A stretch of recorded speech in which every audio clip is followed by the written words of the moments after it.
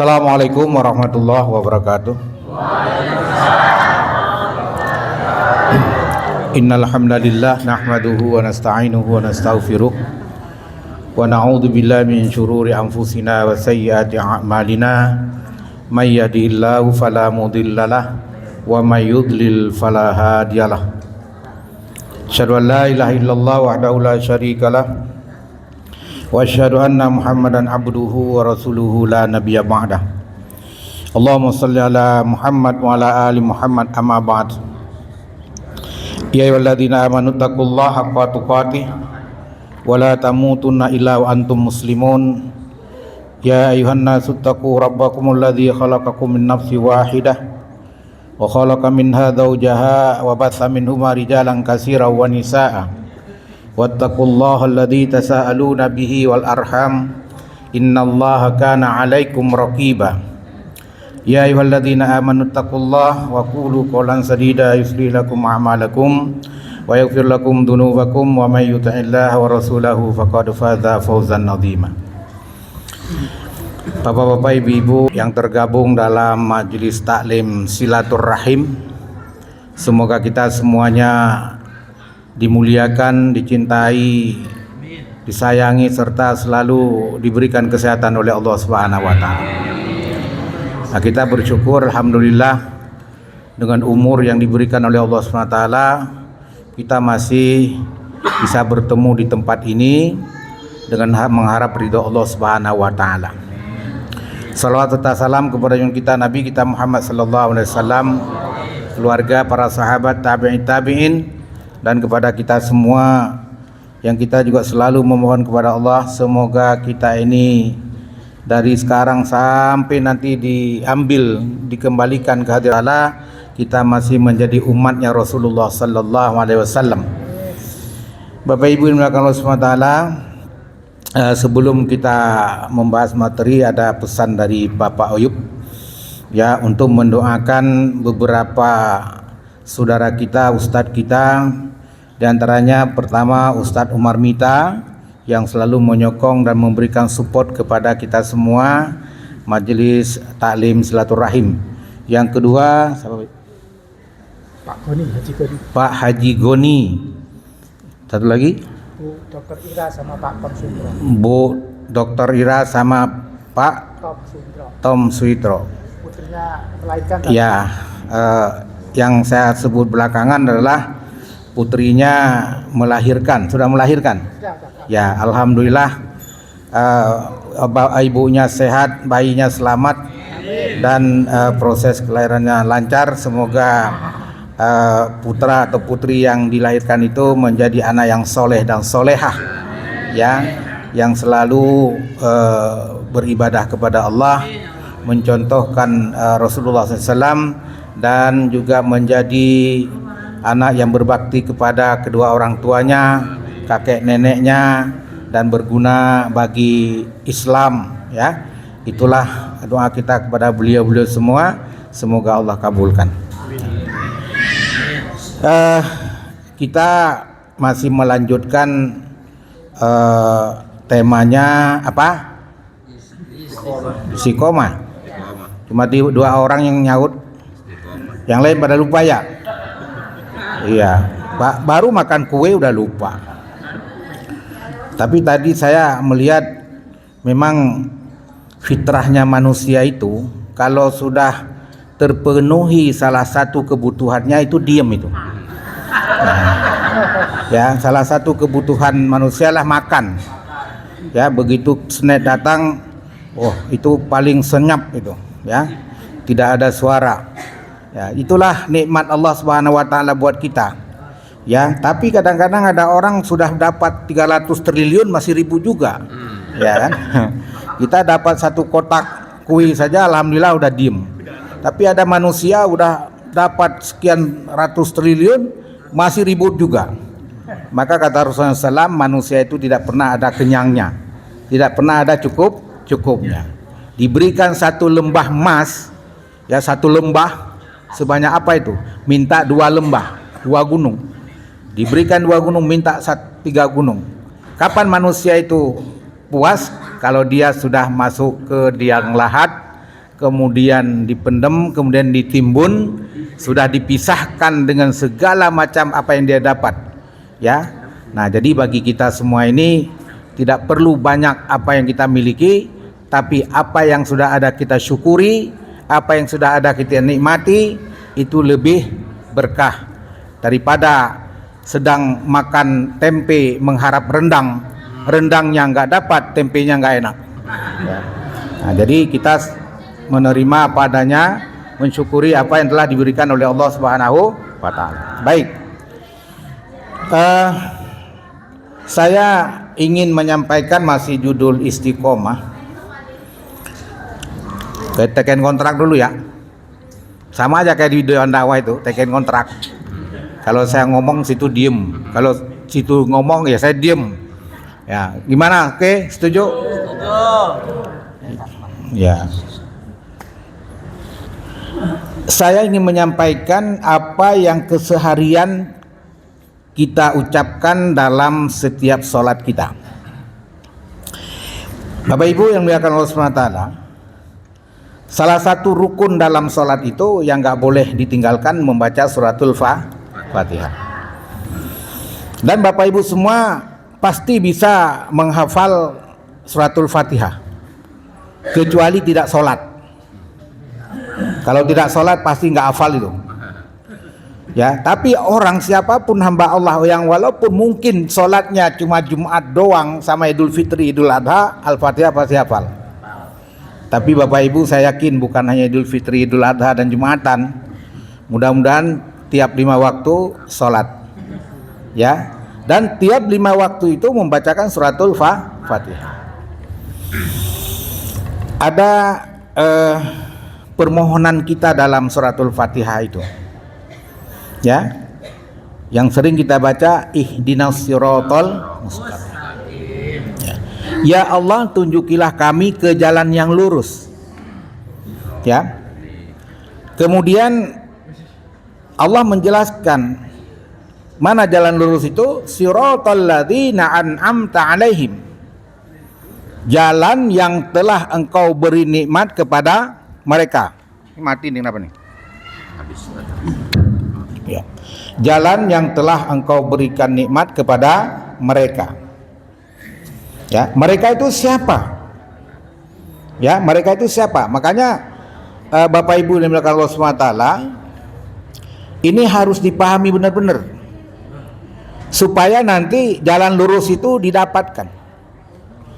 Allah Subhanahu wa Ta'ala dalam surah An-Nisa, surah keberapa?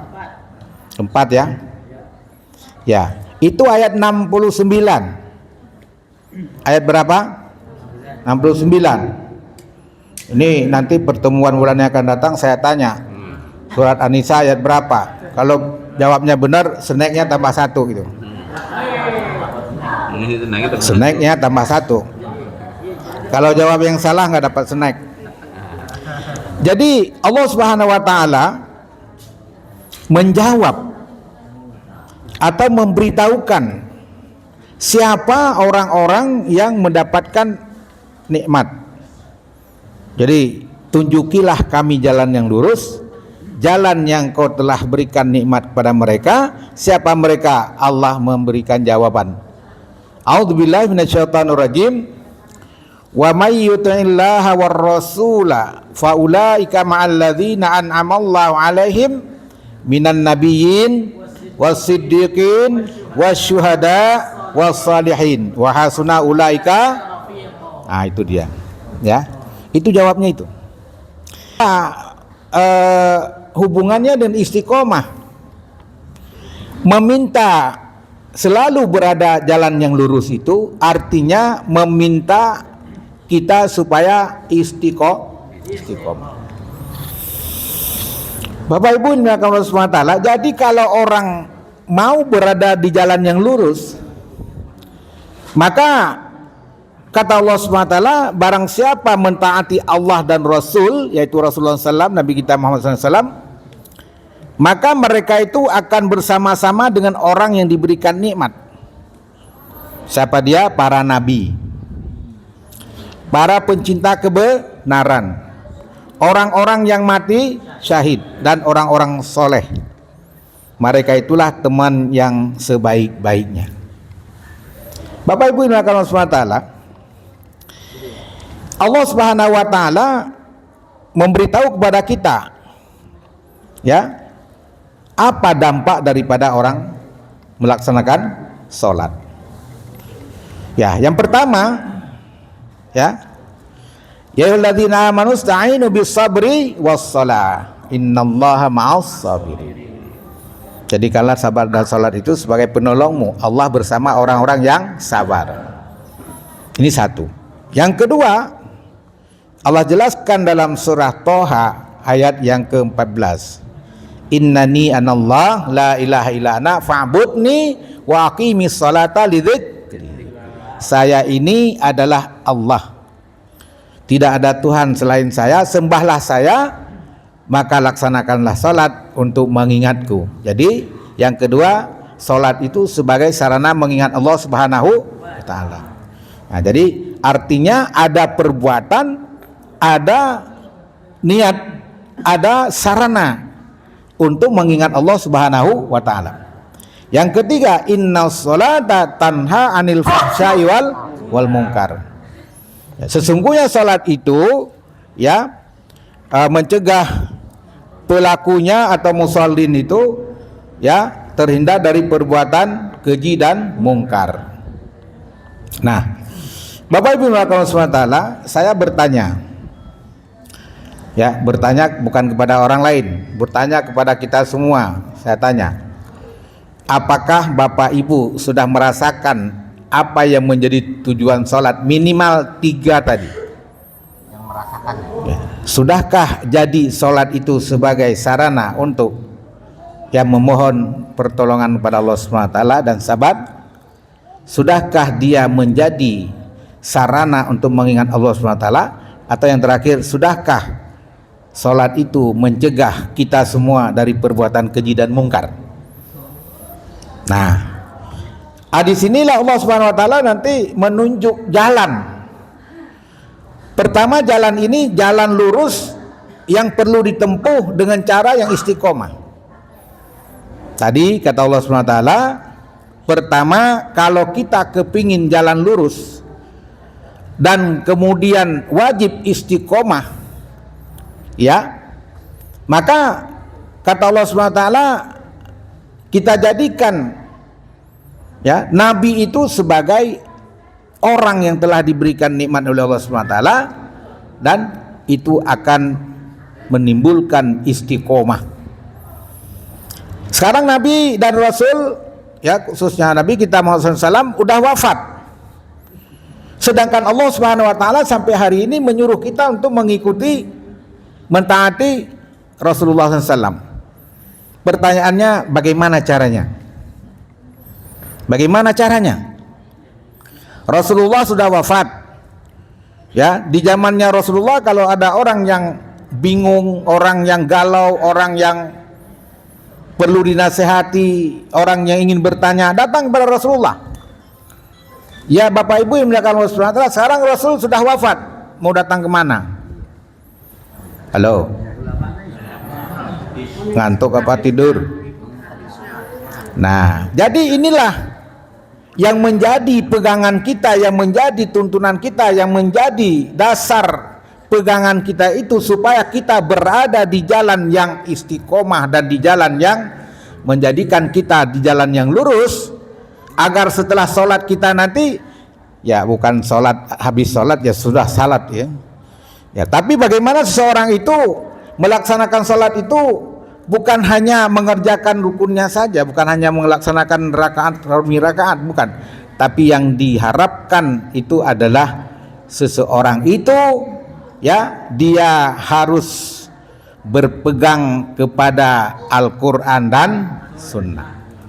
Kata Rasulullah SAW, aku tinggalkan 2 perkara kepada kalian, yang apabila kalian berpegang kepada 2 perkara itu, kalian tidak akan sesat selama-lamanya. Mahwa, apa ya Rasulullah? Kitabullah wa sunnatu Rasulullah sallallahu alaihi wasallam. Al-Quran dan Sunnah.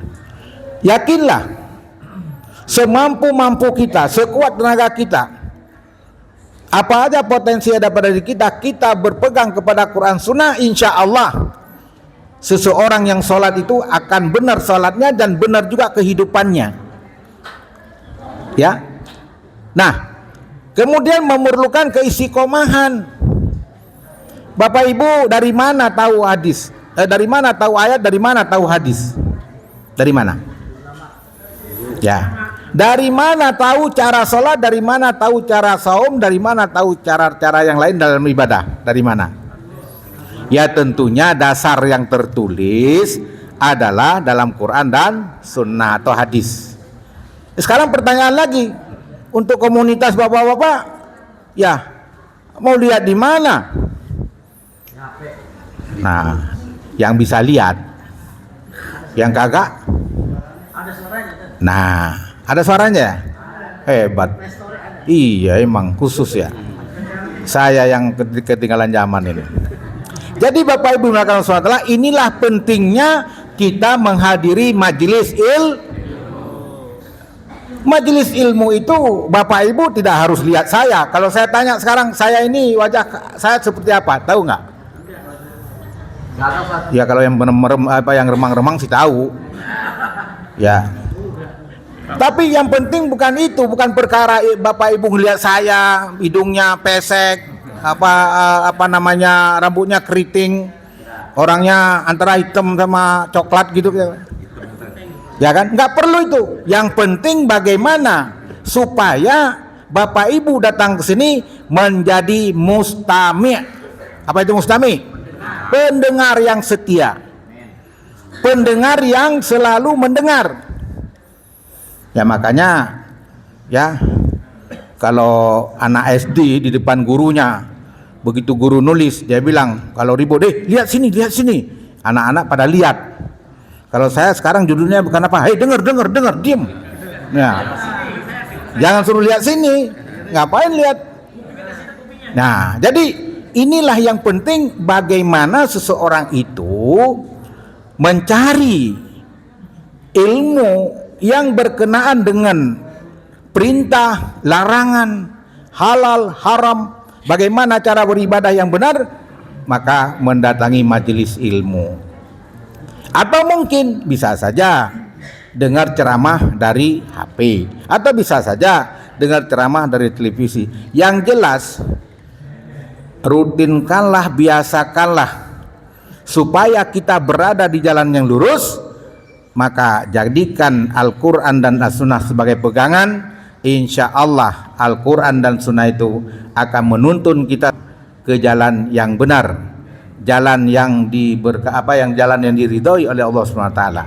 Ya, nah itu jangan lupa jelaskan secara detail. Karena apa? Karena dijelaskan sedetail apa juga, kalau orang-orang yang diajak untuk mempelajari, memahami ya Al-Quran Sunnah, ya kalau itu sudah membuka hati, membuka pikiran, insya Allah akan dituntun oleh Allah Subhanahu wa Ta'ala. Ya, jadi kalau secara fisik kan ya bisa saja dituntun sama yang melek kan gitu. Tapi itu kan fisik. Bagaimana kita dituntun oleh Allah Subhanahu wa Ta'ala, ruhani kita, pikiran kita, hati kita, untuk bagaimana supaya kita mengikuti Quran dan Sunnah. Yakinlah bahwa dengan tuntunan itu, dengan pegangan itu, insya Allah kita akan berada di jalan yang lurus, dan syaratnya wajib istiqomah. Jangan nanti pergi ke kelompok sono, ya bagaimana kelompok sono dah, ya pergi kelompok lain lagi, bagaimana sana aja dah, pergi sono lagi, oh di sana sembakonya banyak, duitnya banyak, amplopnya gede, oh sono aja dah. Tapi itu aliran sesat. Maka kita kalau cari jalan lurus harus istiqomah, jangan dipengaruhi oleh orang-orang yang kiranya menyeret kita kepada kemungkaran dan menyeret kita kepada neraka Allah Subhanahu wa Ta'ala. Naudzubillah min dzalik. Paham ya Pak Bu? Jadi kalau sudah ketemu majelis yang benar, belajar dengan siapa saja, ya dengar dari siapa saja. Ketika disampaikan kebaikan, ambil. Ketika disampaikan yang tidak baik, tinggal. Itu syarat untuk supaya kita menjadi tetap di jalan yang lurus dan istiqomah. Nah, jadi kalau saya pesan begini, kalau sudah ketemu grup komunitas yang benar, jangan cari komunitas yang lain yang menyeret kepada jalan yang tidak lurus. Pasti ya, dengan itu kita tidak bisa istiqomah. Satu, apa tadi? Ikut sunnah Rasul, ikut Al-Quran dan sunnah. Yang kedua, wasiddiqin. Wasiddiqin. Apa itu wasiddiqin? Orang-orang yang benar. Sebaik apapun, sekusyuk apapun seorang melaksanakan sholat, itu bunyi apa itu? Bunyi kambing apa HP nya? Molon dimatiin dulu Pak. Ya. Halo. Tolong dimatiin dulu HP-nya. Udah. Wasiddiqin, orang-orang yang benar. Orang yang benar itu bukan benar menurut nafsunya. Bukan yang benar menurut pikirannya. Tapi yang benar itu al-haqqu mir rabbik. Kebenaran itu datangnya dari Allah. Kebenaran itu datang dari Allah. Maka kalau kita orang yang kepingin istiqomah berada jalan yang lurus, carilah siapa?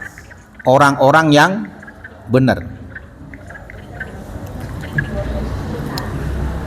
Di zaman Rasulullah SAW, orang yang benar itu adalah seorang yang diberi gelar oleh Rasulullah As-Siddiq. Siapa itu?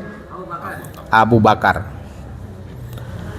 Ya, ketika Rasulullah SAW pulang dari Isra Mi'raj, ya, Allah berfirman, Subhanalladzi yasra bi'abdihi lailan minal masjidil haram ilal masjidil aqsa. Maha suci Allah yang telah memperjalankan hambanya di malam hari dari Masjidil Haram ke Masjidil Aqsa. Dari Masjidil Aqsa baru ke Sidratul Muntaha. Itu sudah bukan wilayah kita lagi.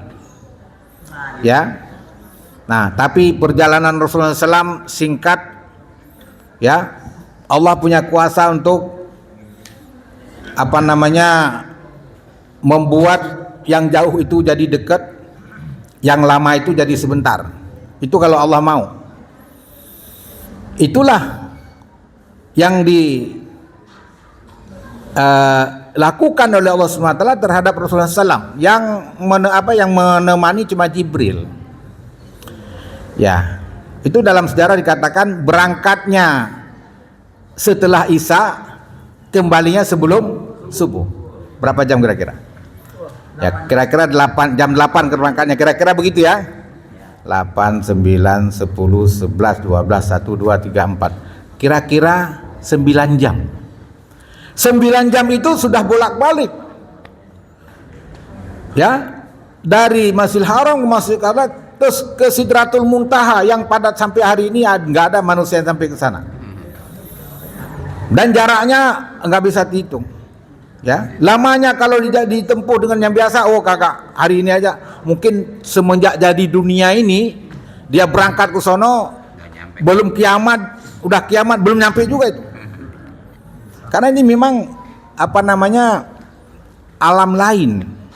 Tapi Rasulullah SAW beliau dengan kehendak Allah, kekuasaan Allah, beliau bisa menempuh jarak yang begitu jauh dalam waktu yang singkat. Maka setelah kembali beliau bercerita kepada beberapa orang, ya, termasuk bercerita kepada abu-abu itu, ya, Abu Lahab, Abu Jahal, ya. Jadi itu diceritakan oleh Rasulullah SAW agar mereka itu supaya nanti percaya kepada kekuasaan Allah Subhanahu wa Ta'ala. Nah, namanya dasarnya Abu Lahab, Abu Jahal, sampai hari ini juga masih ada cucu-cucunya itu. Bagaimanapun cerita, bagusnya cerita, indahnya bahasa, tetap aja dia tidak percaya. Kufur. Ya, kufur atas apa yang Allah takdirkan terhadap Rasulullah SAW. Ya, kemudian bercerita lagi kepada kelompok orang lain. Nah, kelompok orang lain ini ada juga yang mengatakan, Muhammad ini nggak beres ini, ya kan? Bagaimana bisa masuk akal? Nah ini, karena pakai akal. Kalau kita menerima firman Allah pakai apa supaya kita yakin? Pakai hati, ya, pakai iman. Sami'na wa ta'na. Kalau Allah berkehendak tidak ada susahnya, ya, kun fayakun. Jadi maka jadilah. Nah, orang tadi yang menerima kelompok ini orang munafik, dengar di depan Rasulullah, nji, bahasa apa itu? Jawa. Kalau bahasa Sunda apa? Mohon. Bahasa Betawi? Ye gitu ya. Entah apa lagi. Bahasa Aceh apa, Ustaz? Hah? Bahasa Acehnya apa? Nggak ada di kamus itu. Iya juga ya, karena Aceh masih bagian dari Indonesia ya juga lah. Kita dikasih tahu bahasa lain juga gak ngerti ya percuma. Jaga sumbung naik ojek, nggak nyambung Jack. Jadi pada saat di depan Rasulullah dia dengar, iya. Oh, di belakangnya ngomong, Muhammad itu nggak beres itu, ya kan? Bagaimana bisa jauhnya seperti itu, ditempuh jarak yang begitu lama, nggak masuk akal. Itulah orang munafik. Ini munafik, ya. Tapi begitu Rasulullah SAW bercerita kepada yang kemudian menjadi mertuanya, ayahanda dari Aisyah radhiyallahu anha, apa kata Abu Bakar? 1000 bahasa, 1000 kata yang meluncur dari lisan Rasulullah SAW, lebih dari itu aku akan menyikapi, mendengar dan mengiyakan dengan cara sikapnya sami'na wa ta'na.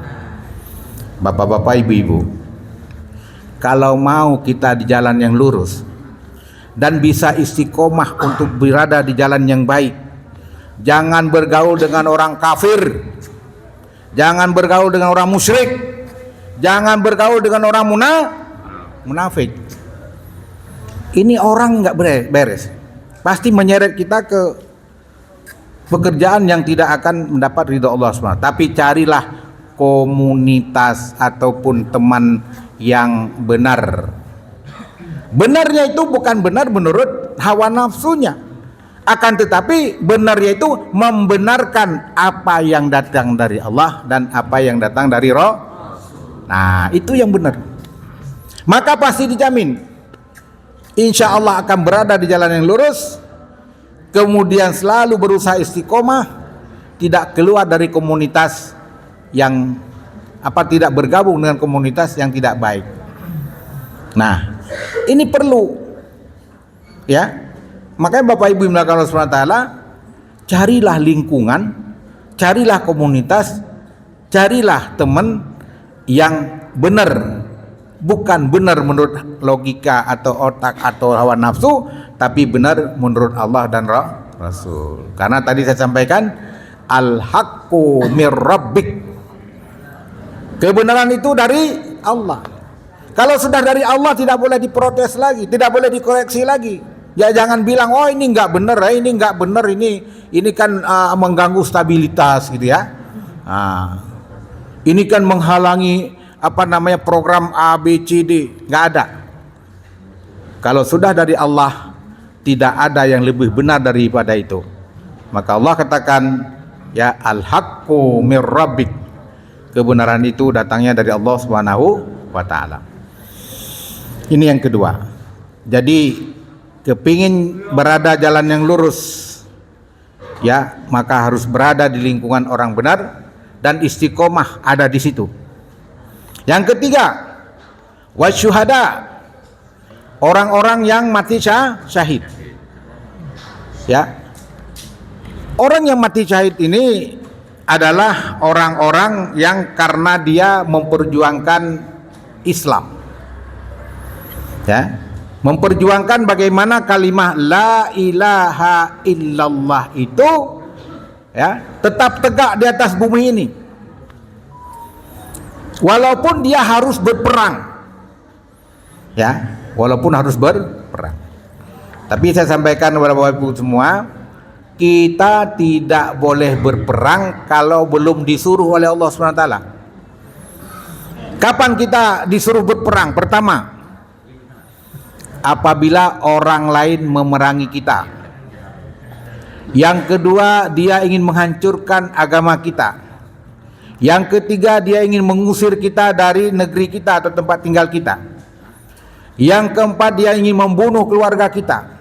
Yang kelima, dia ingin mengusir dari tempat kita tinggal. Dan yang selanjutnya, dia melarang kita tidak boleh ibadah. Maka kalau sehari ini di Palestina itu mereka berjihad karena Allah, itu sudah memenuhi syarat. Sudah memenuhi syarat. Dibantai, ya, genosida namanya, pembasmian manusia. Kemudian dibombardir tempat-tempat ibadah, tempat-tempat sekolah, rumah sakit, nggak peduli. Makanya bapak-bapak, ibu-ibu, ya, kita selalu mendoakan mereka. Allah mansur man nasaradin fi Palestin. Allah mansur man nasaradin fi Palestin. Allah mansur ikhwanal mujahidin fi Palestin.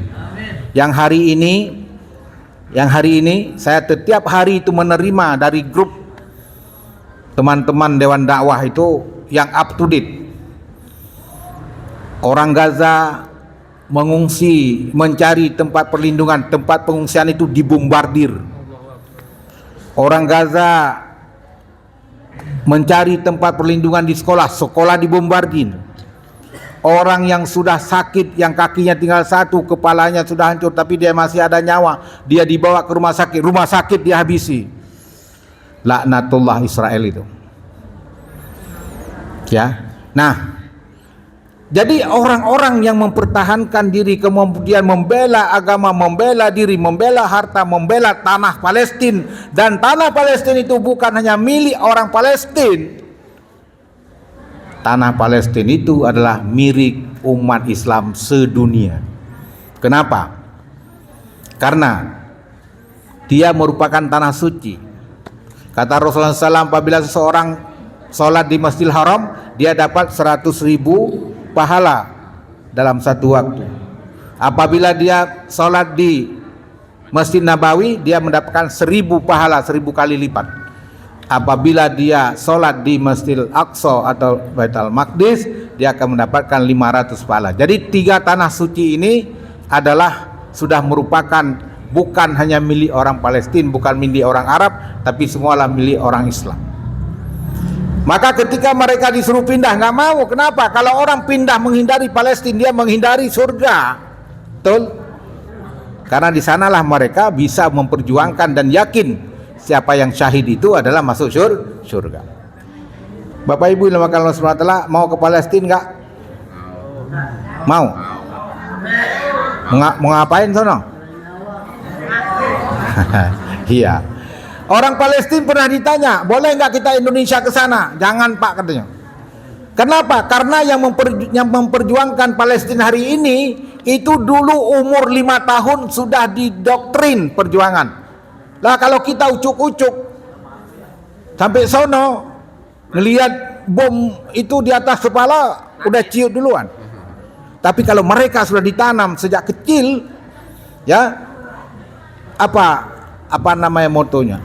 Ya, iskariman au mujtahidan, hidup mulia atau mati syahid. Nah, kalau di kita ini hidup mulia, mati takut mati gitu.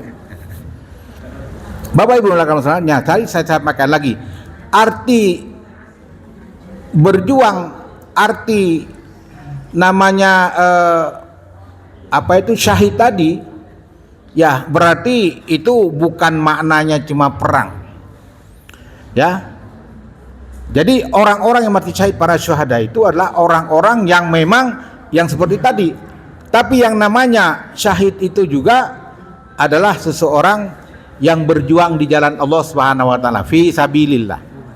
Ya, siapapun yang berjuang di jalan Allah Subhanahu wa taala, mulai dia sebagai kepala keluarga, ya, kepala daerah dan lain sebagainya, yang memperjuangkan kebenaran mulai dari hal-hal kecil sampai hal-hal yang paling besar, itu juga disebut seorang syuhada, seorang yang berjuang sungguh-sungguh itu untuk tegaknya Islam. Ya, tegaknya Islam. Nah, jadi bisa saja seseorang itu dia menjadi munyahid, pejuang, orang yang bersungguh-sungguh dalam memperjuangkan bagaimana keluarganya keluarga yang Islami.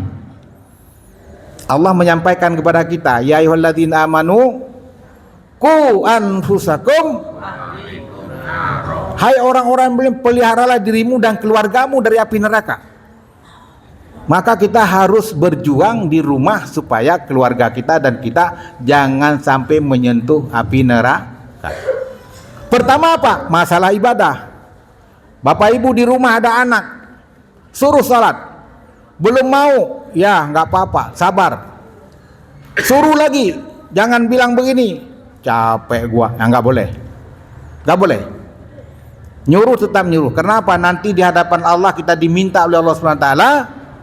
Apakah kita sudah menyuruh keluarga kita untuk sholat? Sudah ya Allah. Ya. Tapi dia baru sholat kalau kita sudah meninggal nanti. Bagus. Tapi kalau nggak disuruh dari sekarang, kapan dia sholat? Nggak tahu dia sholat bagaimana itu. Ya. Kalau nggak pernah dikasih tahu, nak sholat nak.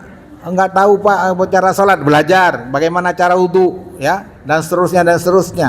Jadi dia akan muncul ilmu yang kita tanam itu nanti bisa saja kita sudah mati.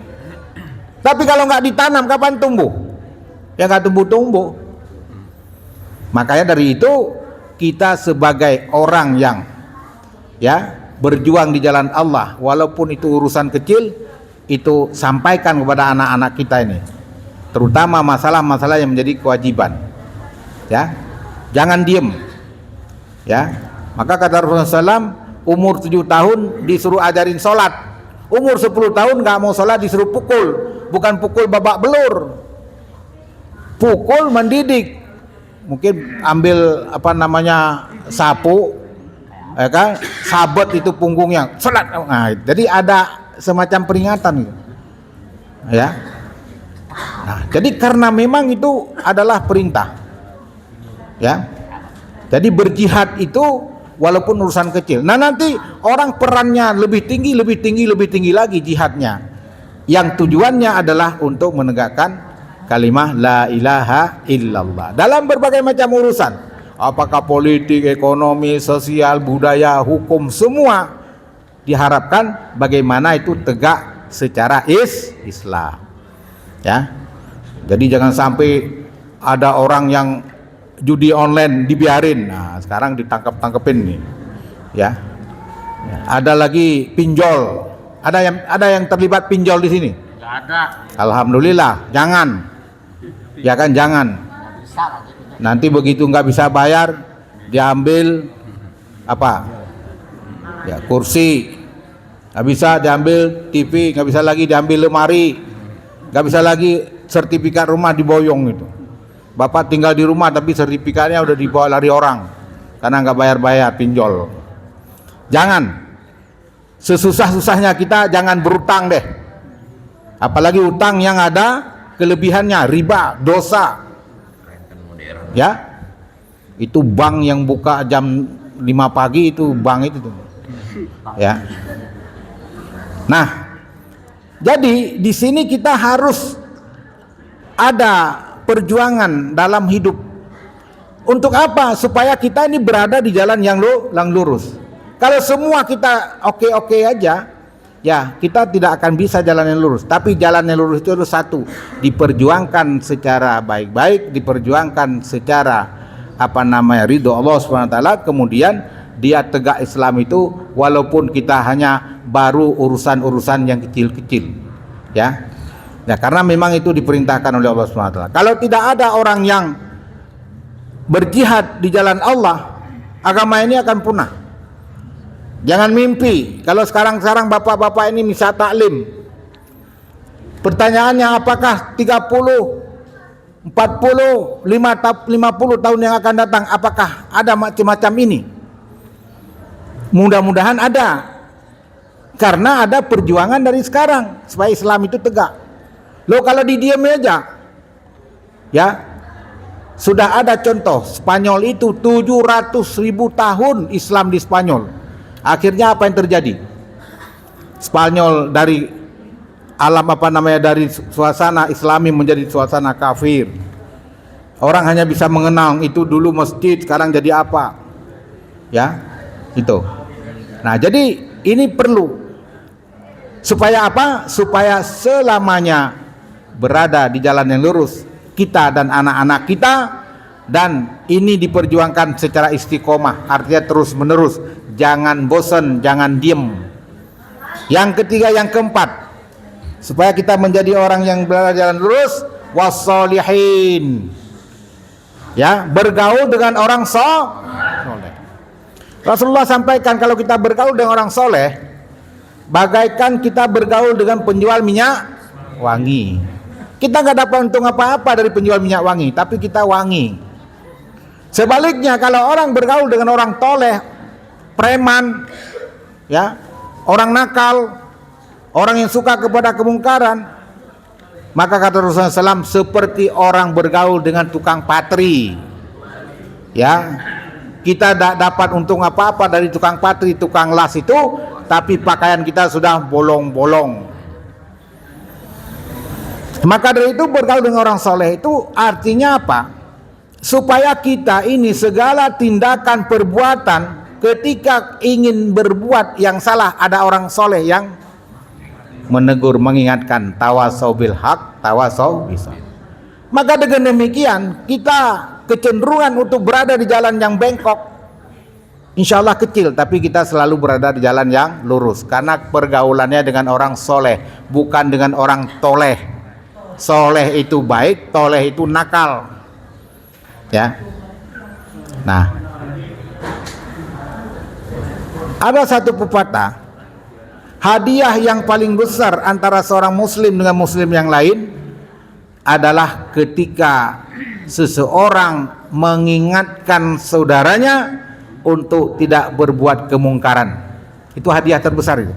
Bukan ngasih duit, ngasih kado mobil, ngasih itu mah bakal hilang. Tapi ketika orang memberitahu, mengingatkan saudaranya ketika ingin berbuat sesuatu yang tidak benar, dia cegah. Itulah hadiah yang paling berharga. Ya. Nah, inilah 4 yang ingin saya sampaikan secara singkat. Pertama, kalau kita kepingin di jalan yang lurus dan selalu istiqomah, kita selalu berpegang teguh kepada Quran dan Sunnah. Yang kedua, berada di lingkungan orang-orang yang benar. Yang ketiga, kita berada di lingkungan orang yang memperjuangkan Islam. Yang keempat, kita berada di lingkungan orang soleh. Orang soleh itu gampang dicari kok. Perhatikan aja, ibadahnya benar, akidahnya benar, akhlaknya benar. Mungkin dia seorang ustadz, seorang kiai, dia ngajar di mana-mana, ya, ikut kajiannya, ikut wejangannya, dengar tausiahnya, ya, sehingga kita menjadi orang yang berada di jalan yang lurus dan diperjuangkan secara istiqomah. Nah, ayat 69 surat An-Nisa tadi ditutup oleh Allah SWT, wa hasuna ulaika rafiqa, itulah temanmu yang paling baik. Ini yang perlu diingat. Itulah teman yang paling baik, minan nabiyyin wasiddiqin wasyuhada wassalihin wa hasuna ulaika rafiqa. Wallahu a'lam bishawab. Ya. Ini sudah pukul 11 lewat 9 menit. Insya Allah hari ini Zuhur pukul 11 lewat 45 menit. Masih ada lebih kurang 35 menit lagi. Ya, mungkin kita buka tanya jawab sekitar 15 menit. Nanti siap-siap untuk wudu. Kita sholat zuhur berjamaah. Ya, kalau yang mau pulang habis zuhur silakan, tapi nggak dapat sembako, nggak dapat amplop. Nah, jadi sabarlah ya. Baik, ada yang mau tanya?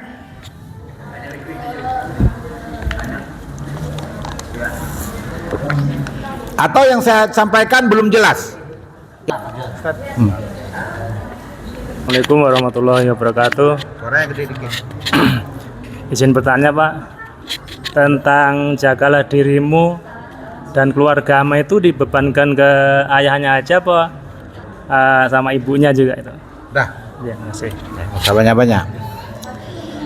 Ayatnya kan jelas, ya ayyuhalladzina amanu qu anfusakum wa ahlikum nara.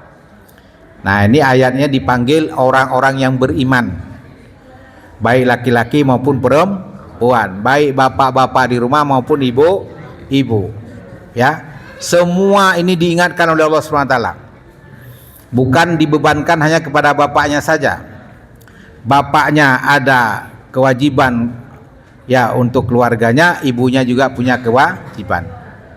Malah dalam masalah pendidikan ya, itu lebih banyak dibebankan kepada ibu-ibu kalau di rumah.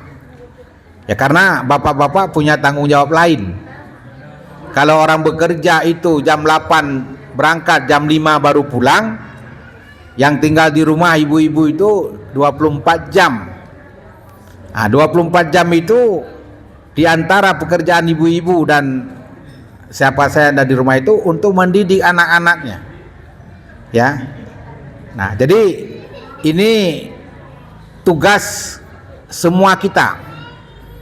Ya, dalam surat Ali Imran ayat 110 Allah juga mengingatkan kuntum khaira ummah. Kamu itu, kita ini adalah sebaik-baik umat. Ya, untuk menjadi sebaik-baik umat, kuntum khaira ummatin ukhrijat lin-nas ta'muruna bil ma'ruf.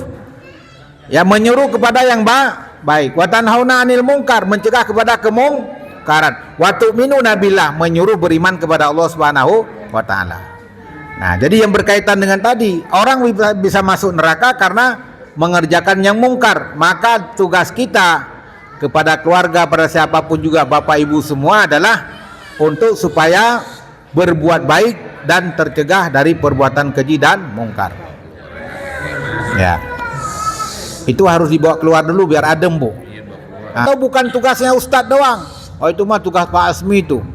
Kalau Pak Asmi nggak ngelarang itu masuk neraka, bapak juga masuk neraka kalau nggak mau ngelarang. Makanya kata Allah SWT, terjadinya suatu musibah bukan karena seorang, tapi karena banyak ulama, banyak orang baik yang diem aja. Kalau orang Betawi diem baik mah, kagak mau ngomong, dibiarin aja begitu. Jadi kemungkaran merajalela, akhirnya terjadi musibah. Yang disalahkan orang yang nakal, padahal orang baik juga diem itu salah juga. Makanya kita jangan diem kalau melihat kemungkaran. Kalau bapak kan bukan melihat, mendengar kemungkaran gitu. Ya, ada lagi? Ada lagi? Ya, siapa namanya? Udah, terus. Arabi. Ya, udah. Nah, itulah yang tadi ngantuk ya. Jadi gini, tujuan sholat itu untuk mencegah orang pelaku sholatnya itu dari perbuatan keji dan mungkar. Sekarang ditanya, loh, udah sholat kau masih nakal, ya masih jadi preman juga, masih juga korupsi, masih macam-macam lah, maling gitu kan.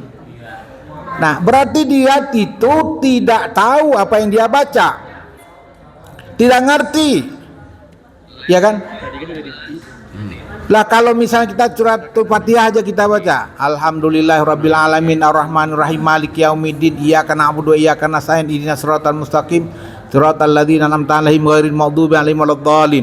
Terakhir Allah katakan, kalau kita minta jalan yang lurus, jalan yang diberi nikmat kepada mereka yang saya sebutkan tadi, bukan jalan orang-orang sesat disesatkan Yahudi Nasrani. Nah, kalau orang sholat lantas lingkungannya salah, pergaulannya salah, sholat asal sholat, yang penting sudah gugur sholat, di luar nakalnya naudzubillah. Nah, ini berarti dia tidak membekas sholatnya pada dirinya, tidak bisa merubah perilakunya. Maka disitulah disebut oleh Allah SWT, ara'aital ladzi yukadzibu fadzalikal ladzi yad'ul wala yahuddu ala ta'amil fawailul lil alladzina hum an salatihim. Orang sholat saja dimasukkan ke neraka. Kenapa? Belum sholat lalai, lagi sholat lalai, habis sholat juga masih lalai juga. Tidak komitmen, tidak konsisten, tidak istiqomah, ya kan? Jadi kalau ada istilah zaman dulu STMJ, sholat terus maksiat jalan. Nah ini karena sholat terus maksiat jalan, jadinya begitu. Yang diminta oleh Allah sholat terus, istiqomah di jalan yang lurus, kemudian selalu melakukan kebenaran. Titik. Nah, ini yang dituntut oleh Allah SWT kepada kita semua. Semoga Allah memberikan kemampuan, kekuatan kepada kita untuk selalu berada di jalan yang lurus dan diperjuangkan secara istiqomah. Wallahu a'lam bishawab. Ya. Ayat lagi, ayat deui. Kenapa? Protes.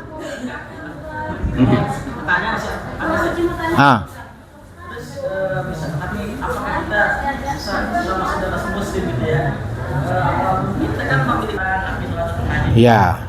Jadi caranya kita mencegah orang itu untuk tidak berbuat mungkar, ya. Itu kata Allah SWT, ud'u ila sabili rabbik bil hikmah wal mau'idah hasanah wajadilhum billati ahsan. Serulah kepada jalan Allah dengan ud'u ila sabili rabbik bil mau'idah hasanah, dengan cara yang baik. Ya. Nah, kemudian juga wajadilhum billati ahsan, kalau ketemu dengan orang-orang yang belum mengerti, diajak debatlah yang baik, bukan mencari menang kalah, tapi mencari benar atau salah. Nah, kemudian juga wajadilhum billati ahsan, ya, itu juga tadi bil hikmah juga. Bil hikmah itu artinya gini, sampaikan yang benar itu benar, yang salah itu salah. Mau didengar syukur, nggak didengar ya nggak apa-apa, tapi kita sudah menyampaikan yang benar. Nah, ingat bahwa orang yang menyampaikan kebenaran itu dapat pahala. Maka dari itu jangan bosan-bosan menyampaikan kebenaran. Orang yang disampaikan kagak mau, itu urusan dia. Karena Allah katakan dalam ayat ini, di ujung ayat ini nih, ya, surat 16 ayat 125 itu, ya, perkara hidayah itu urusan Allah. Kita hanya tugas menyampaikan aja. Sudah disampaikan, sudah. Apakah dia nanti kembali jalan benar atau enggak, itu adalah urusan Allah SWT. Rasulullah juga begitu.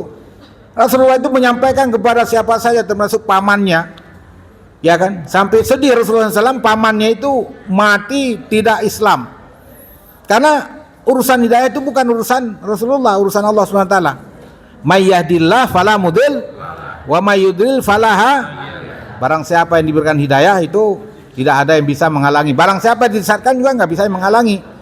Nah, jadi tahap-tahapan tadi itu, ya, seru artinya ya ajak dia untuk belajar, ajak dia ke taklim, ajak dia untuk supaya bergaul dengan orang-orang baik, ya. Itu dengan usaha itu kita hanya sekedar usaha. Urusan hidayah, urusan dia kembali kepada jalan benar atau tidak, itu urusan Allah Subhanahu wa taala. Kita tidak lagi punya kewenangan itu. Karena hati itu adalah ada di tangan Allah. Ya muqallibal qulub, wahai zat yang membolak-balik, sabbit qalbi ala dinik, tetapkan hati kami dalam dinmu Islam. Wa ala ta'atik, tetapkan hati kami dalam ketaatan kepada Engkau. Kita hanya bisa berdoa. Semoga kita yang sudah istiqomah dalam Islam tetap hati dalam Islam sampai mati, ya. Orang yang belum kita doakan, ya Allah berikan dia hidayah, berikan dia petunjuk, berikan dia tunjuk jalan yang benar. Kita udah doa, sudah, urusan Allah itu memberi atau mau tidak, itu hak prerogatifnya Allah Subhanahu wa taala. Cukup ya? Sudah jam 11.20. Ya, ayyakum. Nah, kepada Bapak Ibu semua, ya, setelah ini persiapan untuk sholat, ya.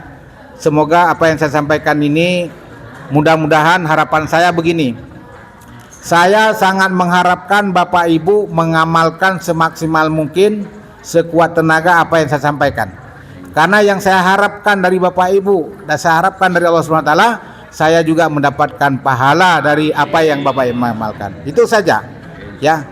Karena keselamatan dunia akhirat itu yang paling mahal, ya. Yang lain kecil, itu dunia. Ketika Bapak Ibu mengamalkan apa yang saya sampaikan, insya Allah dengan izin Allah saya akan mendapatkan kebaikan juga, ya. Baik, demikian yang dapat saya sampaikan. Mudah-mudahan manfaatnya, yang benar dari Allah dan Rasul, yang salah di kita semua kita mohon ampun kepada Allah. Mari kita tutup dengan doa di akhir pertemuan kita. Subhanakallahumma wa bihamdika asyhadu an la ilaha illa anta astaghfiruka wa atubu ilaik. Assalamualaikum warahmatullahi wabarakatuh.